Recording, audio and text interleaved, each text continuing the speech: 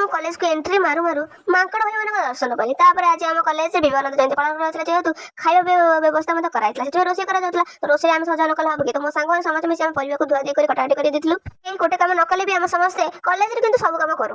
ଆପଣମାନେ ଦେଖୁନାହାନ୍ତି ମୋ ସାଙ୍ଗମାନେ ମିଶି କେମିତି କେତେ କାମ କରୁଛନ୍ତି। ସତ କଥା, ଘରେ କିନ୍ତୁ ଆମେ କେହି ଗୋଟେ କାମ କରୁନୁ।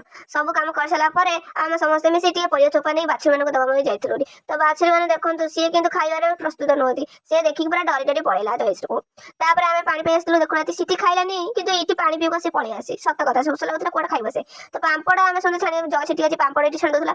ତ ପାମ୍ପଡ଼ ଛାଣା ଯାଇ କରି ଆମେ ଯଦି ସାହା ଦେଖନ୍ତୁ, ତ ମୋ ସାଙ୍ଗରେ ଏଠି ମିଶି ସମସ୍ତେ ପୁରୁଣା ଆଉଥରେ ଦଉଛନ୍ତି ଦେଖନ୍ତୁ। ତାପରେ ଆମେ ସମସ୍ତେ ଆସି ଯାଇଥିଲୁ ହଲ୍କୁ। ତ ହଲ୍ରେ ମୁଁ ପ୍ରିନ୍ସିପାଲ୍ ସାର୍ଠୁ ପ୍ରାଇଜ୍ଟିକୁ ଗ୍ରହଣ କରି, ପ୍ରାଇଜ୍ରେ କ'ଣ ଅଛି ମୁଁ ନିଜ ସମ୍ଭାଳି ନକରି ଖୋଲି ଦେଖିଲି, ତ ଇଂଲିଶ ଗ୍ରାମାର ବୁକ୍ ଗୋଟେ ଥିଲା। ତାପରେ ଆମେ ସମସ୍ତେ ମୋ ସାଙ୍ଗମାନେ ମିଶି ସମସ୍ତଙ୍କୁ ଖାଇବା ପିଇବା ବଣ୍ଟନ କରିସାରିଲା ପରେ, ଆମ ସହ କାହାର କ'ଣ ଦରକାର ସମସ୍ତେ ଖାଇସାରିଲା ପରେ ଯାଇକି ଆମେ ସମସ୍ତେ ଖାଇବାକୁ ବସି ପଡ଼ିଥିଲୁ। ତ ଖରାଟି ଆମେ ସମସ୍ତେ ବସି ଏଠି ପାଗ ପାଣି କରି ଆମେ ସମସ୍ତେ ମିଳିମିଶି ଏଠି ମଜାମସ୍ତି କରି ଖାଉଥିଲୁ। ତ ଭିଡ଼ିଓଟି ଏଠି ଶେଷ ହେଉଛି। ଲାଇକ୍ ଆଣ୍ଡ ସବସ୍କ୍ରାଇବ୍ ପ୍ଲିଜ୍ କରିଦିଅନ୍ତୁ। ଧନ୍ୟବାଦ।